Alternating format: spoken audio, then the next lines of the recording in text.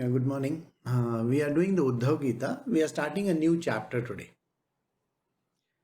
Now, this is a chapter which is relating to people who have taken up retirement, those who are retired, and those who have to take up what is called as a vanaprastha. That means in olden times it was said that you should go to the jungles. Or, and then the next one in this is to take sannyasa ashram. Now, these are two simultaneous or they can come concurrently. Both these ashramas are one after the other or they can be done simultaneously, whichever way a person feels like. Now, you may not correlate to it, but there are lots of people in this world who may want to do that. The current trend in this world is such that man is fed up of his life because financial issues and so many other issues are there. And today there is a pandemic going on. The pandemic is not subsiding. There are no jobs. There is a very big problem currently going on in this world. And nobody knows how to tackle it. The governments are helpless. The companies are helpless. The money markets are tight. Everything is going against the tide. There are war clouds in many countries. There is annexation going on of land. I mean, you name it, all kinds of wrong stuff. There are riots going on. There are issues which have not even concerned. Instead of taking care of the people, those who are dying, the countries are posting results after results. Still, the problem is not getting addressed. On the contrary, people are killing each other because of certain issues which are not even related to it. They are making, issues which have to be at least put on the back burner so that the pandemic can be addressed. No jobs can be, there are no jobs which have to be taken into consideration. So this is a time where human beings get fed up. They get tired of this life and they feel that I have to do something. Some people take up retirement voluntarily because they have no choice. Some people are forced into retirement. They lose their jobs. They lose their livelihood. I'm sure you have heard how many people have gone back to their villages because there are no jobs in the city anymore. The restaurants are not running fully. The factories are only running 50%. There is no raw material available. The mines are not digging up stuff. The markets are not in a position to sell. Okay. There is no transport available. How many more months do you think this will go on? This may go on right for the next 2 years. And the situation looks terrible and bleak. People are randomly fighting with each other. There are lots of divorce cases that are happening. People don't want to face each other. The husband and wife don't want to face each other. The children who are forced with their parents are fighting with them for no rhyme or reason. They don't even get a reason to just start an argument.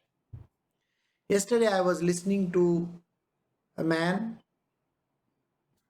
about a man whose 13-year-old son is really giving him a pain. Now, such kind of things would not have happened in the normal world. But these are different times. And these are things which are going to be happening continuously and consistently. Please mark my words. The reason is because there is a tremendous change which has to come over. We had personal interaction with people All those personal interactions are gone. You cannot even hold hands. They will wear gloves and then hold hands. You cannot look in another person's face. You cannot have random partners because that can cause the pandemic to grow. Things can go really wrong. Now, do you see? All this is piled up because man has to get disgusted. He has to get so disgusted with his life that he has to come back on the track. The path which is being told today, you have to take it with a pinch of salt, because I am going to modify certain sentences which can apply in today's day and age. It is not about going to jungles, because we hardly have jungles. So Vanaprastha, the term, cannot be used over here. I will say retirement, post-retirement. Then I cannot say sannyas ashrama, because sannyas ashrama cannot be done. So I am going to call it asceticism.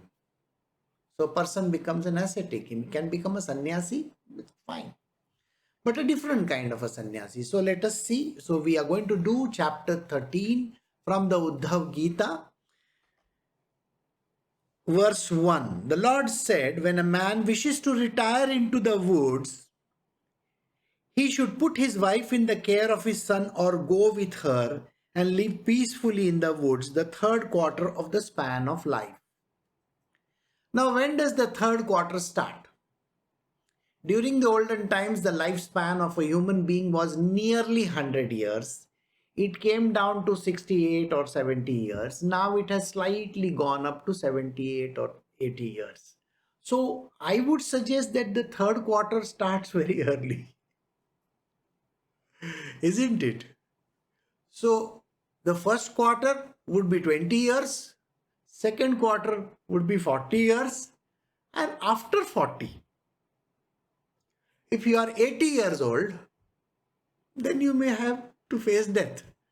But I can just say one thing. Those who are over 45, 40, 45, 50, 55 or 60, this is the time when a person can definitely think about this kind of a life.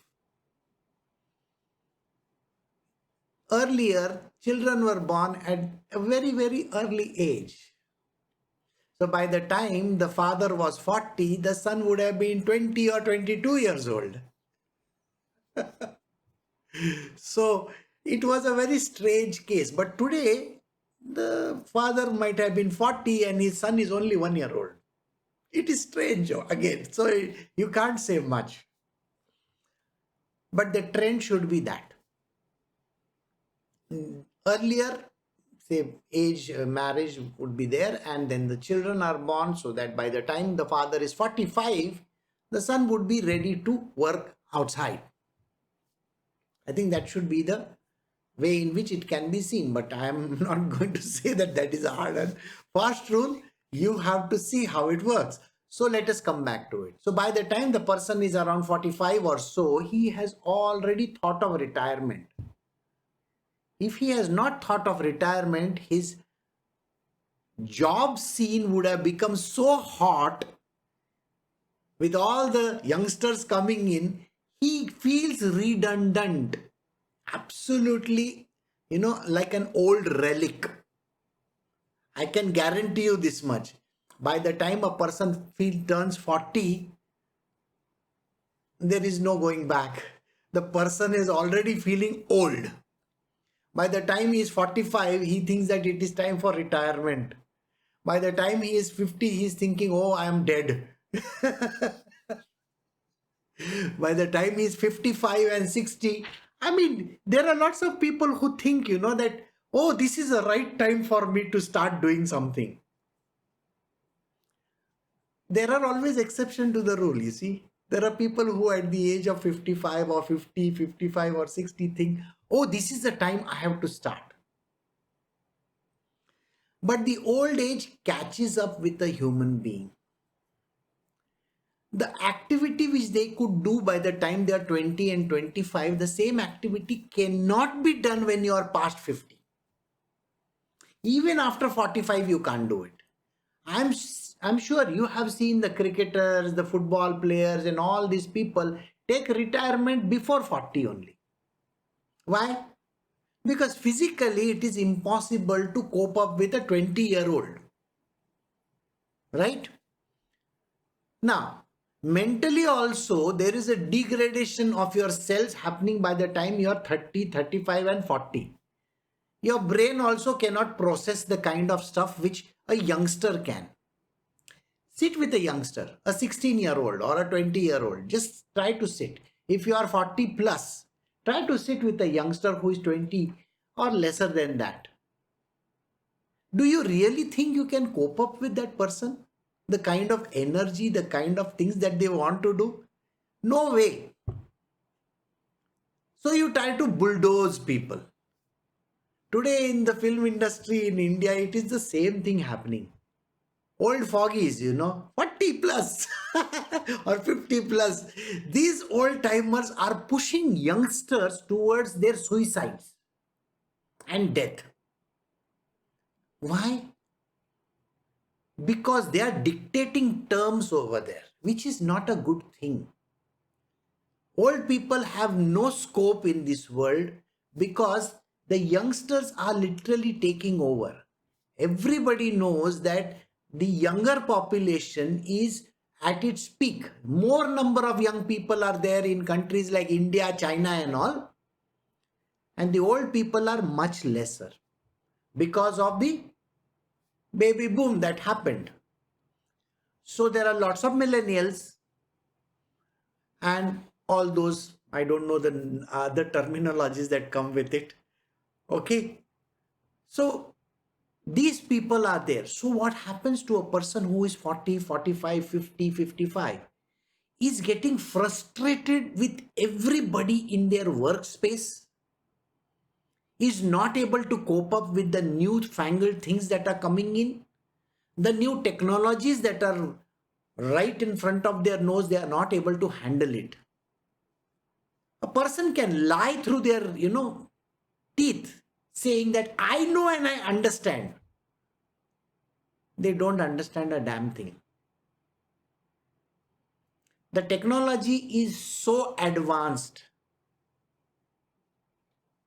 that even if you ask a 30-year-old today, can you cope up with the technology which a 20-year-old can cope up? And they will say no. I just went on a website, an app which is called TikTok to see what these youngsters are doing. The kind of creativity they are showing in shooting certain stuff is beyond my ken and understanding. I am to like an ancient person, okay? I'm already an ancient and I was always an ancient. So no age. So the ageless ancient you can see. Never born, never died. That kind of a person. So think about it. Can you cope up with that? No. And this is the reason why Vanaprastha is a time for most of the people who are beyond this side, the third quarter. This is exactly what Krishna is saying. The people, those who are in the third quarter of life, can definitely think of doing. So when a man wishes to retire into the woods, when his son or daughter or whoever has grown up and is capable of earning, people start earning very early nowadays. They start earning at the age of 16, 18, 20, whatever age. So yeah, if the person has started earning, it is time for you to take a back seat and maybe just settle down. Now what are you supposed to do? So let us try to see during ancient times how the whole thing came up, and I am going to modify it for today's day and age. When a man wishes to retire into the woods, he should put his wife in the care of his son, or go with her and live peacefully in the woods the third quarter of his span of life. So the modification I can suggest is it's just not man, it is a woman as well. A woman can take up this ashrama because today women are working in the field. They are working outside. They make a lot of money themselves. They have bank balances. They drive cars. They go out. They do everything that a man does.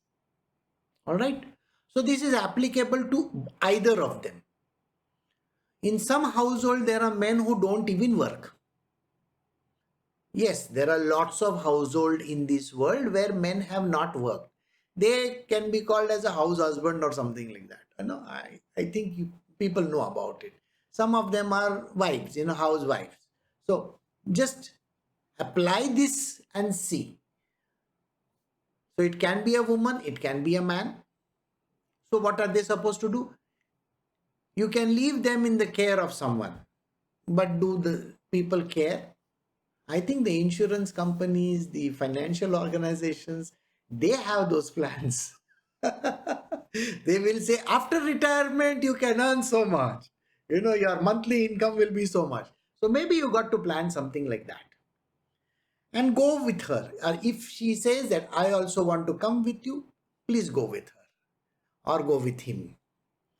And live peacefully in the woods. Now live peacefully in the woods. Adjust that term, live peacefully somewhere where you are not having the din and the bustle of the cities. Maybe live in the villages or somewhere far away, far from the city, where the life is sedentary, where the life is not so dynamic. Verse 2, he should live on purifying wild tubers, roots and fruits, and wear a bark or a cloth or a garment of straw or leaves or deerskin. Not allowed nowadays. You can't be seen with a deerskin. First thing is the forest department, the people, those who are taking charge of the animals, they will come and slaughter you. So don't try to wear some deerskin and all that. No, you can wear simple cotton clothes. And cotton clothes which do not cost a bomb. Simple, very, very simple living. Not fancy stuff, not colored or technicolors or those kind of things which are going to disturb the eyes. Things which are very, very simple. In India, during Mahatma Gandhi's time, we had khadi. Khadi was the hand-woven stuff, Today, I don't think we have khadi. But you can definitely wear the cotton clothes which are hand-woven. Yes, there is a lot of industry which you can support. People who do hand weaving. There are big machines which are churning out fabrics after fabrics. Why not support the hand-woven industry?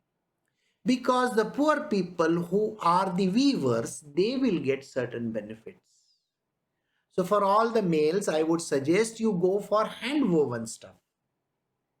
And for all the females, again, it's the same thing. Why not go for hand-printed, hand-woven, or something which is environmentally friendly? Wear those kind of clothes. He says, purifying on wild tubers, roots and fruits. I don't think there are wild tubers, roots and fruits available. You see, you try to go and buy some fruits from the marketplace, they are going to cost a bomb. So the best thing is whatever is available.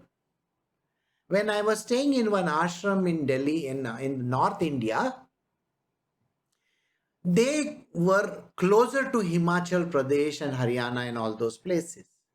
And they would buy apples in bulk.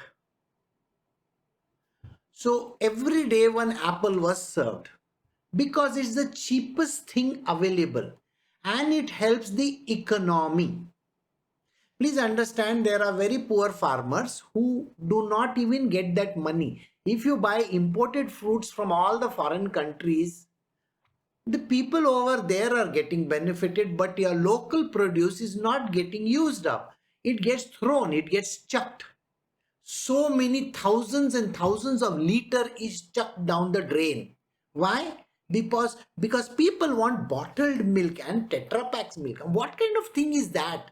There is fresh milk being chucked out in these, in the gutters. Why not use that?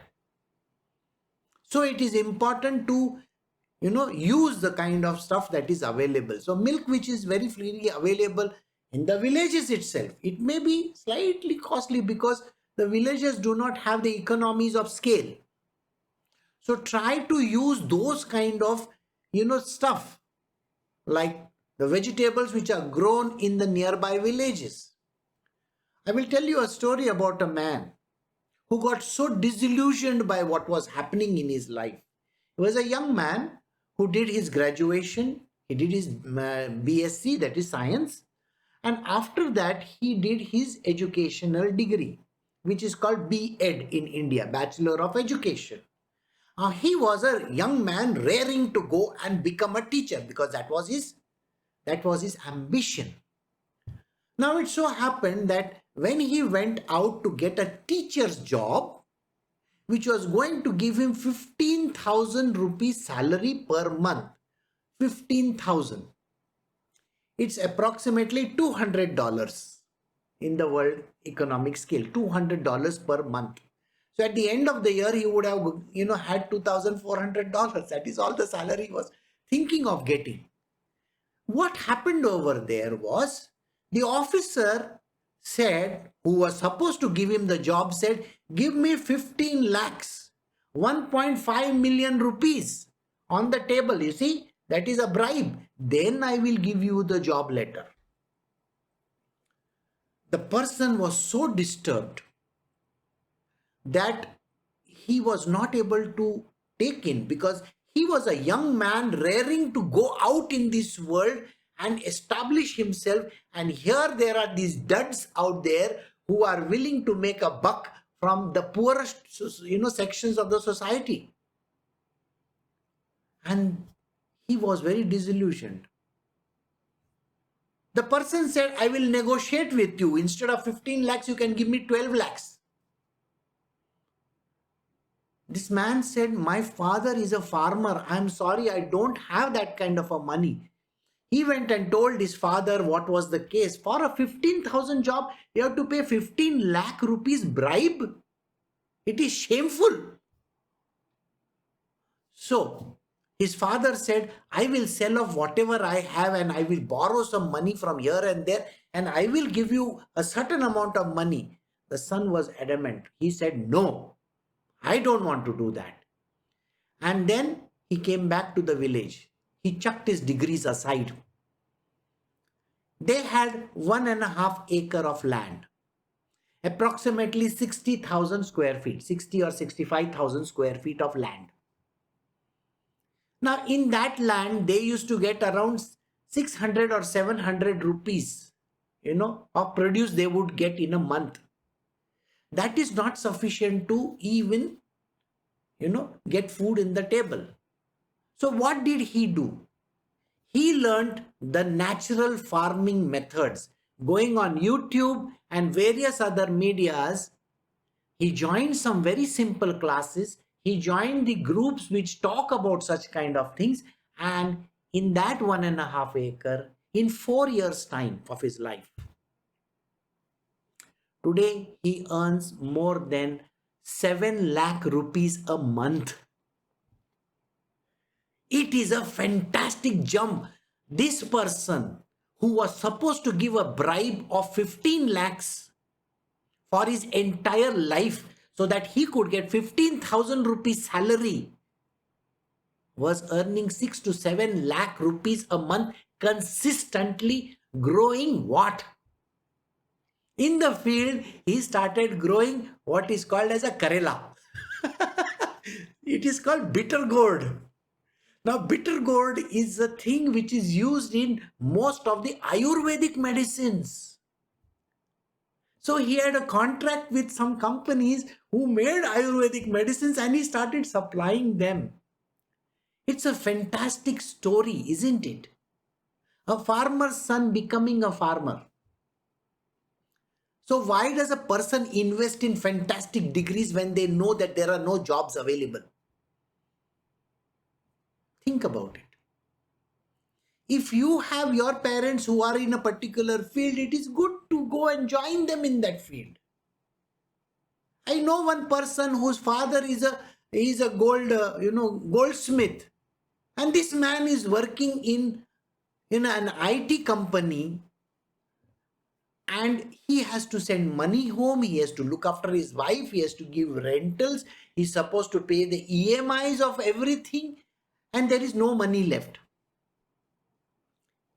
What is the point in doing certain things when you know very well it's not even going to give you a dime or happiness, where you see so much of corruption outside? Now do you understand when I said these words? How does a person have to live? A person has to live a very frugal lifestyle. Use the resources which he has. The resources nearby. Sow in the vanaprastha. The third stage of life. It is important to give the importance to what is available as a local produce. Go to the farmer's market. Buy something which you can help the farmers with. You are a retired guy. You understand how difficult it is to make a living. Help your local people. If you are staying in the village has its own produce. Use it. From milk to whatever possible, you can definitely use. You see, India produces a large amount of cow dung. Do you understand that India is also a country which gets a lot of rain as well as sunshine? We can have a fantastic economy if you use the local stuff. So gobar gas. You don't have to use gas which is brought from Middle East and other countries and make them rich. See, gobar gas is a very simple thing which can be used right in your house. It is available. The government also gives grants for that. Use material which is very, very environmentally friendly. You don't have to buy wire cut bricks. You can buy mud bricks which are differently made. You got the answer? You can use the cow's milk which is available in your own place, that is in the village itself. You can use the vegetables which are grown nearby. You can start your own kitchen garden if you have to. Become self-sufficient. You can have your own electricity. Got it? So that way you are reducing the overheads. Now do you understand when he says use a cloth and a bark and this and that? He is just trying to say don't throw your money away. You can give it to your children if you want and just walk out from there. Doesn't matter. Live a frugal lifestyle with not much desires. Because by the time you have come to the age of 40 and 50, I am sure you have used up all your desires. But after that, why do you want to have any kind of a desire? Why is there lust and greed? You know very well that you are coping against all the younger generation. Don't you try to do that. Let the younger generation win its own way. Okay? You can't have an old fogey amongst all youngsters. That is shameful. You got what I am saying? It is not good. There are times for doing different kinds of things. So what Krishna is advising over here is everybody should understand their station in life. Jesus also said the same thing. There is a particular station in life and you got to go and do that.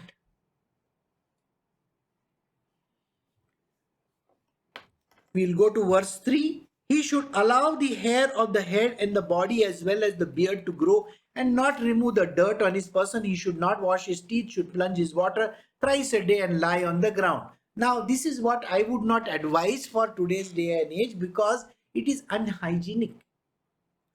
But in the olden times, it was allowed because there were no nearby people. There was no problem, there were no coronaviruses nearby.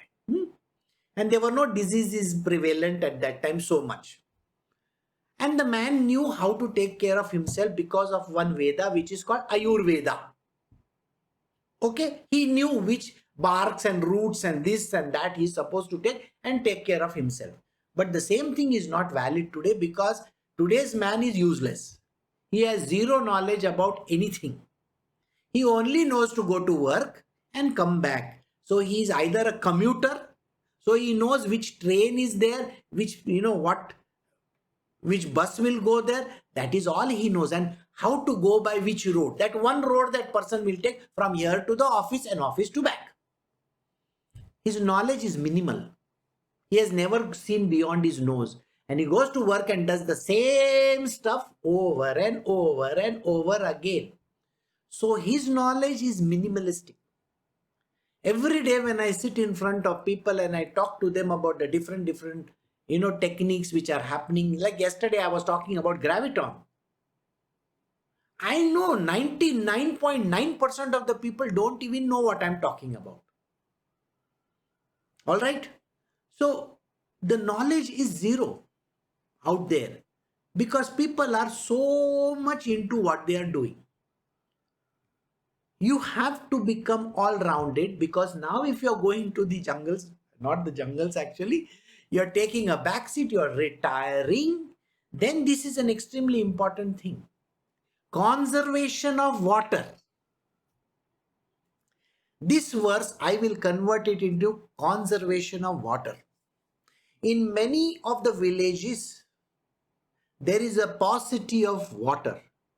The wells are running dry because everybody is digging a well. So there is no water available. That is the reason why they might have said so. One of my disciples visited a country which is in the backward region. In the entire day, he just got 1 tumbler of water. Why? Because this nation doesn't have water. 1 tumbler of water? How pathetic can that be? And there are lots of villages across the world where there is so much of paucity of water. So water conservation is a must. All right. So I would suggest, along with the food that I mentioned in the previous verse, this verse I will talk to you about how you can conserve the soil and the water. See, the soil should be natural kind of a farming has to be done. So don't use any chemicals in that. A lot of natural ingredients are available. Use them as fertilizers. And neem and other extracts are available. Okay. Now they can be used as what is called as a pesticide. You don't have to go and buy pesticides from a very, very rich foreign company. Use simple pesticides. There is very simple techniques which can be used. So learn about them. Go to YouTube. Study them. By the way, even if you are in the village, you will still be having a cell phone with you. I'm sure about it. So there also you will get the YouTube and other channels. So there you can learn about it. Soil conservation. If there is a drainage, block it. Do not allow the soil to go away. I'm sure there are a lot of things that you can learn. Then you can use water very scantily. The water need not be just chucked away. There is a couple which is staying in the South Konkan region in Maharashtra. The total amount of water that they use in a day is 6 liters total. 6 liters. For taking bath, using for the food, and what happens to that water? The same water is used for watering the plants. I had posted this video quite some time back, maybe a year and a half ago. You can definitely go and see how this couple is living. Their total bill, electricity bill, comes to 15 or 20 rupees they get from the government. They don't pay the government any money for the electricity bill. They are living in a house which has been built so frugally. And by the way, let me tell you, that's a very, very highly educated couple. They have taken the true Vanaprastha. I can tell you one thing, he landed up after the age of 42. Okay? He went to this place at the age of 42.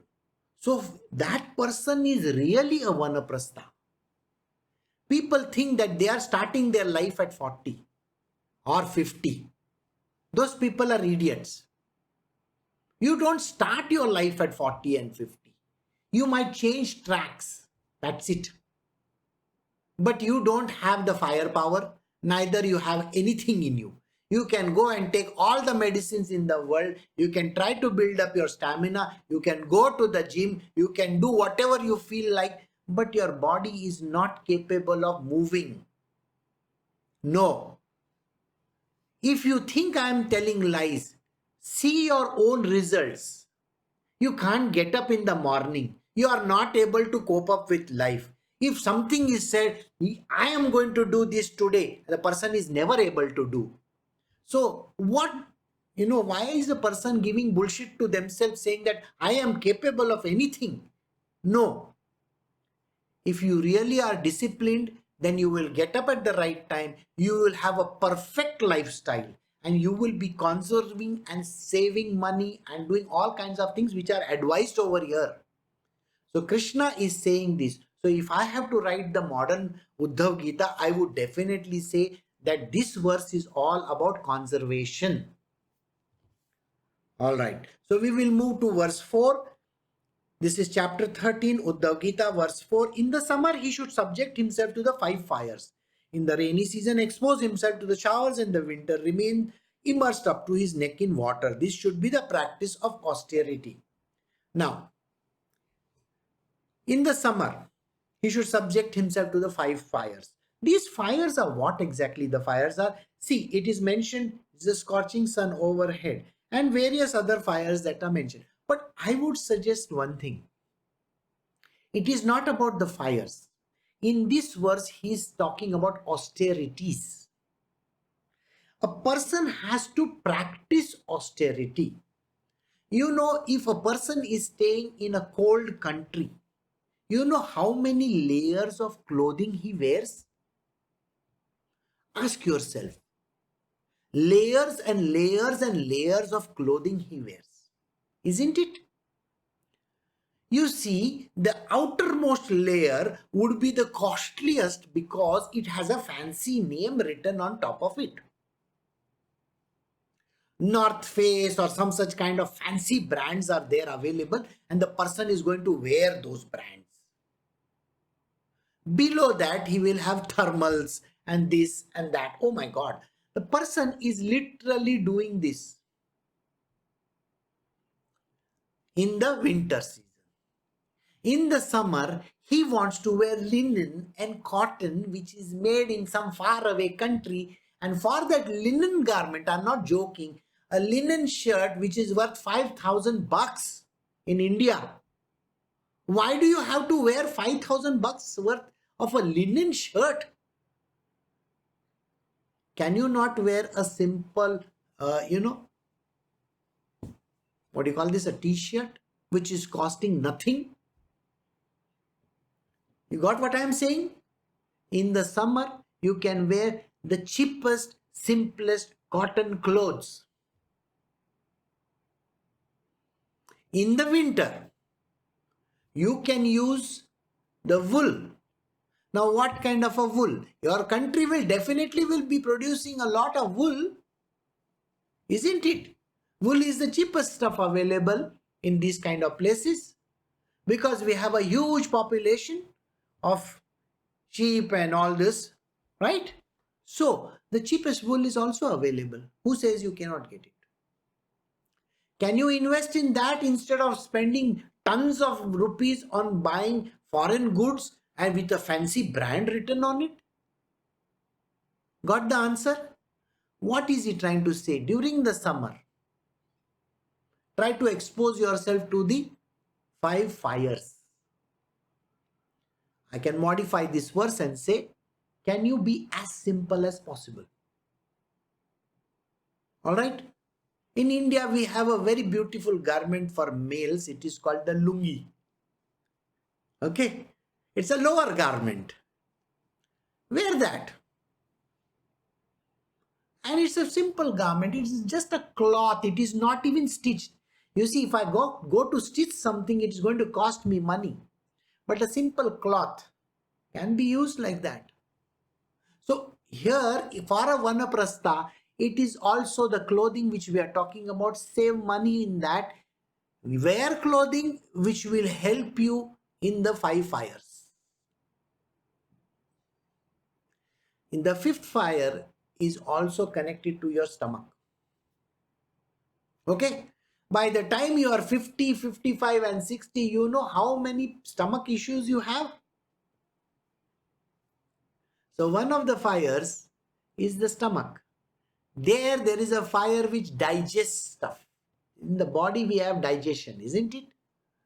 So this digestion is something which you need to take care of.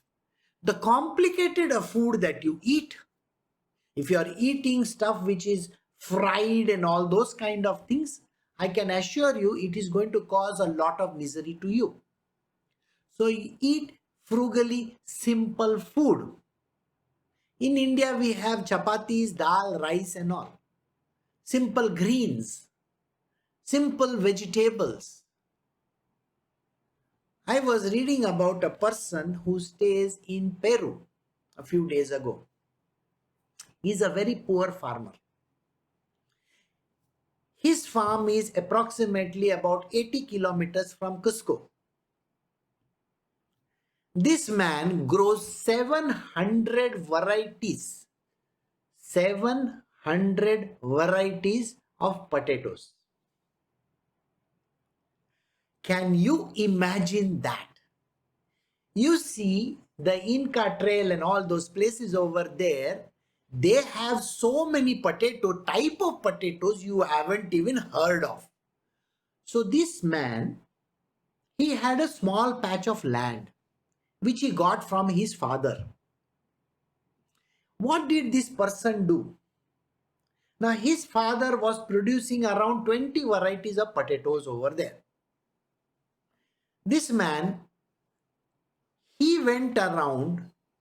By the way, he is a very, very poor person. I can assure you this much. He's not a rich man at all. He has no transport, by the way. He doesn't even have a cycle. And he lives a very frugal, simple life. He must be around 55, 60 years old. So what did he do? He went around and from his own garden, he found that there are another 70 to 80 varieties of potatoes which are growing. So he made from that 20, he made it 100. And then in the conservation of all the old beautiful varieties of potatoes, he brought another 600 varieties more. Every year he used to plant different. Today, the Peruvian government is giving him a lot of benefit because this man is conserving the old stuff. You know only 1 or 2 type of potatoes. Okay? But there are 700 varieties which this man is doing. And I was thinking that one day I should go and meet him and maybe take all the samples from him and plant them in India. Okay? So actually, when I was in Cusco myself and when I was going down that particular road, I saw a lot of farmers over there. Yes, they had the llamas and those animals that they have. Beautiful animals they are. So I had seen these potato farmers personally also.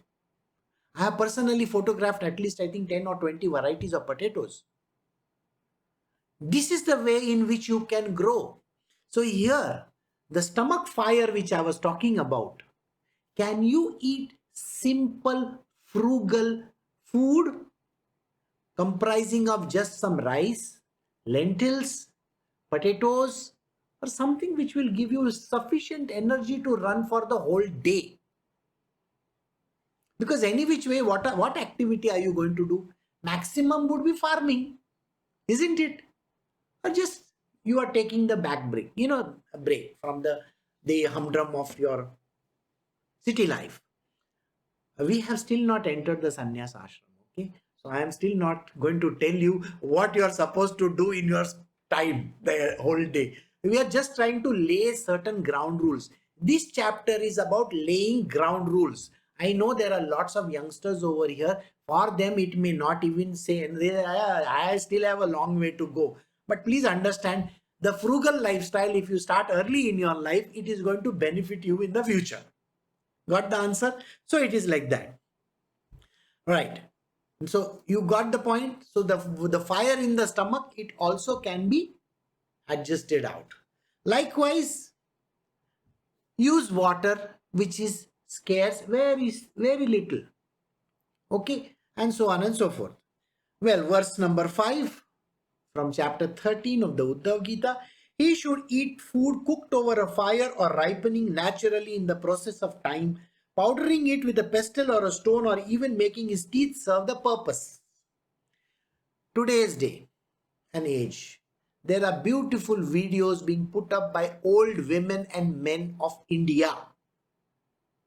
Those who understand the local languages, or you can see the subtitles below in English, please see how they make their food from the way it is done in the villages.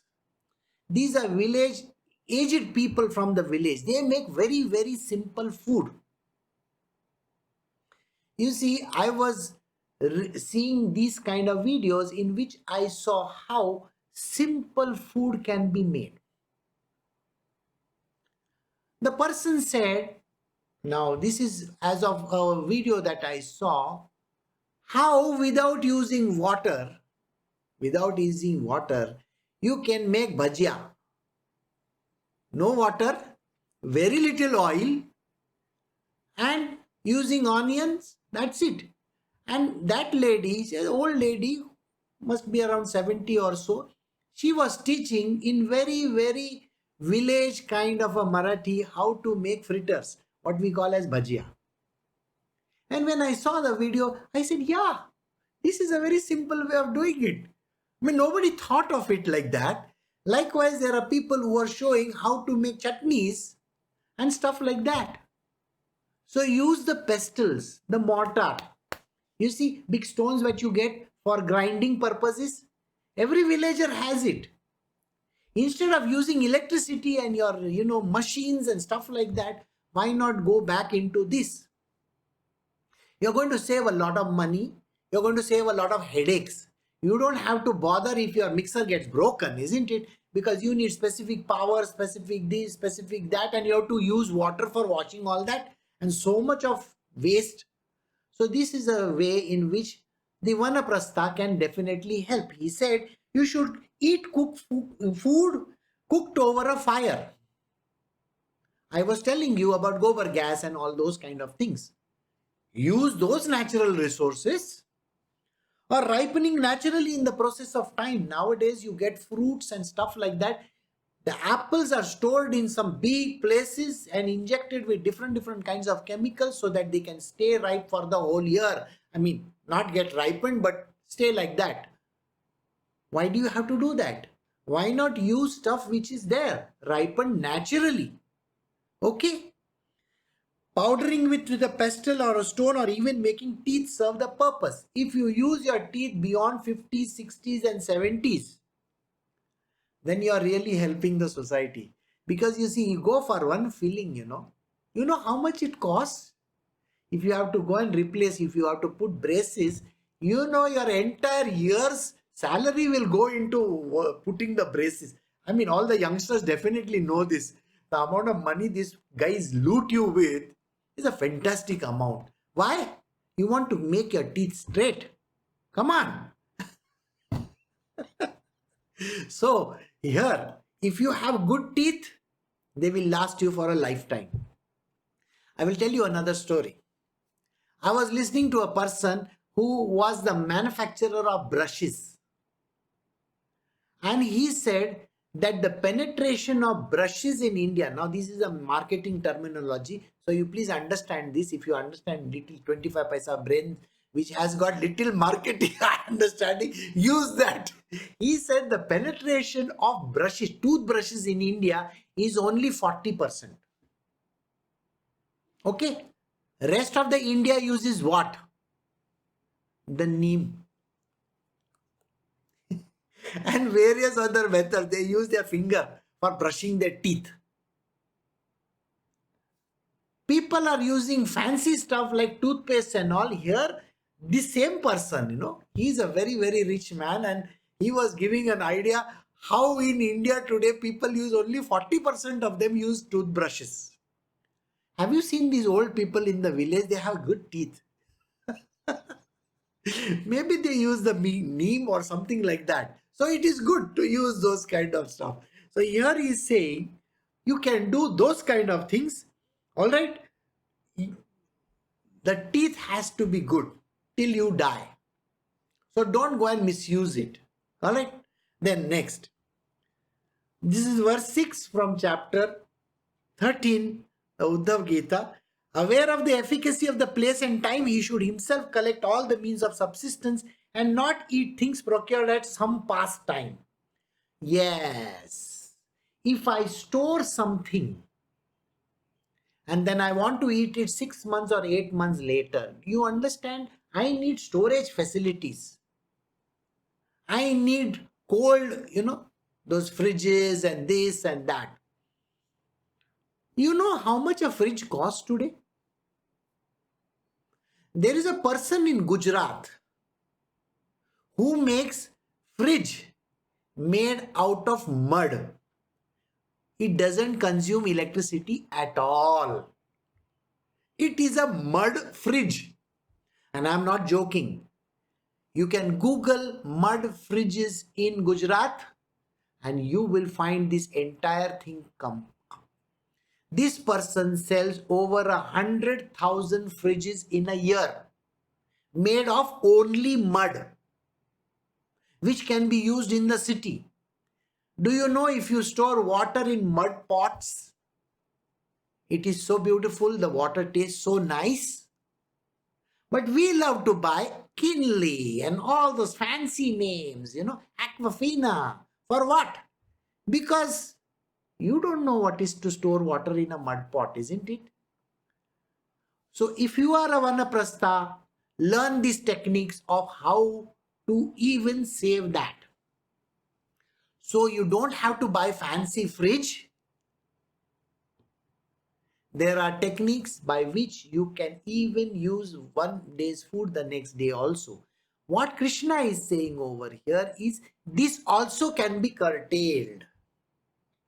The curtailment of all this fancy newcome stuff, the new stuff that is available, you don't have to do that. Remember, you don't have earning, correct? You have to make do with what you have. And this is a way of conservation, and this is the way of having a very, very frugal lifestyle. So there is no need of a fridge. The water which is there in the pots is very, very cool. And I'm not joking about it. You drink that water and see the mud pots. So the same Gujarat person makes all kinds of stuff. He doesn't use anything which is electrical. All right. Cups, pots, pans, everything is made from mud. It's a fantastic method again. So you can help these kind of people instead of going in for those fancy, all the Chinese and the, Korean fridges that you are spending your money on Japanese maybe. Why spend that money? Why not use these simple techniques? So here he says, aware of the efficacy of the place and the time. Are you aware of the efficacy of the place and the time? What is this place and the time? If you are staying in a hot country, you should know what is efficacious over there, which means the way in which you can, conserve water and use it so that you can make your house cooler. There are certain kinds of things like, the hangings which are there. When you pour water on them and the wind, in the little bit of breeze blows in, it makes the place cooler. See, the house which you stay in, if it has walls which are made of, say, what you call as mud or brick, then the difference is there. Mud brick. I'm not talking about the cement bricks. The cement bricks are not good. So if you use that type of a conservation technique, then definitely you will have a cooler atmosphere in a hot place. And if you are staying in a, let us say, a cold place, then the same mud and the same kind of stuff can be used for making it hotter. Now, it's a reverse. So he says, think about the time and the place. The time of the year and the place. Again, sometimes in the year, sometime during the year, the food gets wasted because of certain reasons.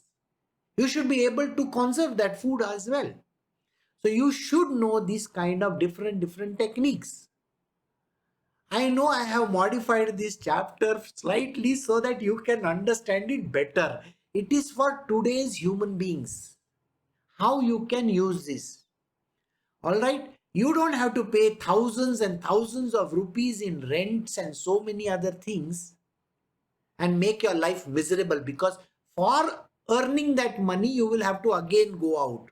So at the age of 50 and 60, so that you can pay for the house rent and pay for all the fridge and the TV and the fan and every other thing, including the clothes that you wear, the water you drink, you have to go out and earn a living. And that is the stupidest thing that you are doing. Whereas your body is not in a position to take it. I hope you understood this. Those who are city dwellers and those who are old enough, they should understand what I'm talking about. Listen to this and just make your life better. Okay? Even if you are living in the city, can you live an ascetic life? I had said that in yesterday's Q&A. I was talking about that a city dweller can also become a sannyasi if he wants to. We have a Q&A session every Monday to Friday. You can send in your questions so that we will answer them. And this is where I had answered yesterday that even you don't have to go to the Himalayas to become an ascetic. You can be at home and you can still be spiritual. But the living has to be very, very frugal. I saw my own foster parents live life exactly like this in the city. And I can endorse this, that yes, you can. But here what I am telling you is, if you live in the villages and you can improve the lifestyle of the villagers as well. Because if you bring these kind of techniques to the village, you are not only helping the environment, you are helping your country, you are helping yourself, and you will also become the ascetic that you are supposed to be. And you will be the perfect one person for Varnashrama Dharma. Alright? So I have come to the end of my satsang today. We have done till verse 6. Next time we will continue from verse 7 onwards. Alright, so take care. You have a great day today. And I'll see you all tomorrow. Bye.